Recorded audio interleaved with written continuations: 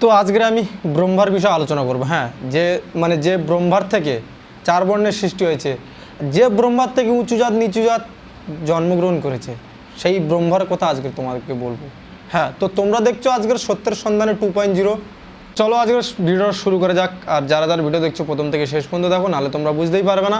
আর আজকের এই ব্রহ্মার বিষয়ে যে আলোচনাটা করব, কিন্তু তার রেফারেন্স সহকারে আমি আজকের ভিডিও করব।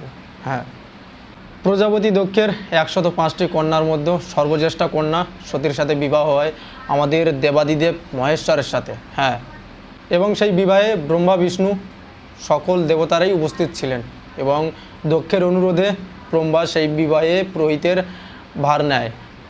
এবং সেই বিবাহ অনুষ্ঠানকালে হ্যাঁ, বেদিতে সেই সতীর ঘোমটা ঢাকা প্রতি দৃষ্টি পড়ে আমাদের ব্রহ্মার,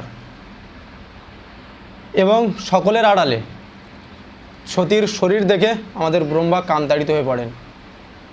হ্যাঁ, আমাদের এই ব্রহ্মা সেই সতীর শরীর দেখে কামতাড়িত হয়ে পড়েন, এবং ঘোমটা ঢাকার ফলে সতীর মুখখানি দেখা যাচ্ছিল না।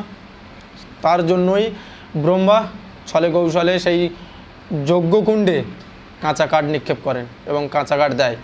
জন্যই ধোঁয়ায় অনেকেই সকল দেবতারাই কিছু দেখতে পাচ্ছিলেন না। সেই সুযোগেই ব্রহ্মা সতীর ঘোমটাখানি সরিয়ে সতীর মুখখানি দেখে। হ্যাঁ, এমনিতেই সতীর শরীর দেখে আমাদের ব্রহ্মা কামতাড়িত হয়ে পড়েছিলেন, এবং সতীর মুখখানি দেখে ব্রহ্মা সেই বেদির উপরেই বীর্যস্থল করে ফেললেন, এবং সবাই দেখে ফেলবে, সেই ফলে ব্রহ্মা তাড়াতাড়ি বালি চাপা দিয়ে দেয় সেই বীর্যে, এবং সেই বীর্য থেকে 88খানা মুনির জন্ম নেয়। হ্যাঁ, সেই মুনির নাম হচ্ছে বালখিল্য মুনি।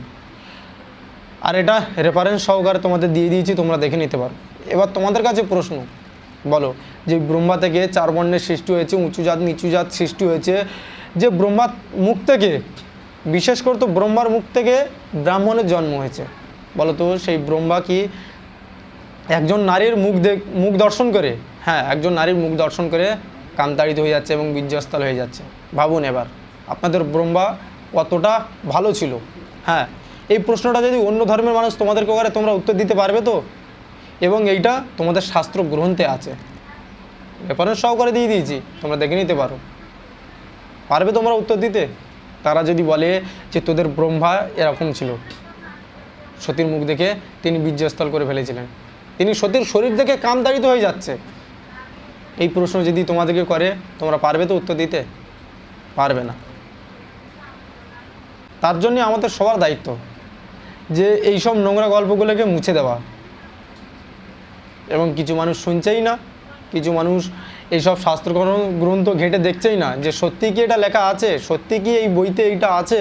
তারা খুঁজছে না, তারা দেখছে না, তারা অজান্তেই দীনকৃষ্ণ ঠাকুরকে গালাগাল দিচ্ছে, অজান্তেই যারা এইসব সত্য তুলে ধরছে তাদেরকে গালাগালি দিচ্ছে। প্রতিটা কমেন্ট, আমাদের ভিডিওর প্রতিটা কমেন্ট চেক করে দেখবেন, দুই একটা মানুষ বাদে প্রতিটা মানুষ বাজে কথা বলে যাচ্ছে, বাজে কমেন্ট করে যাচ্ছে, এবং আমাকে নয়, হ্যাঁ, যারা সত্য তুলে ধরছে তাদেরকে নয়, তাদের বাপ মাকে তুলে ওরা খিস্তি মারছে।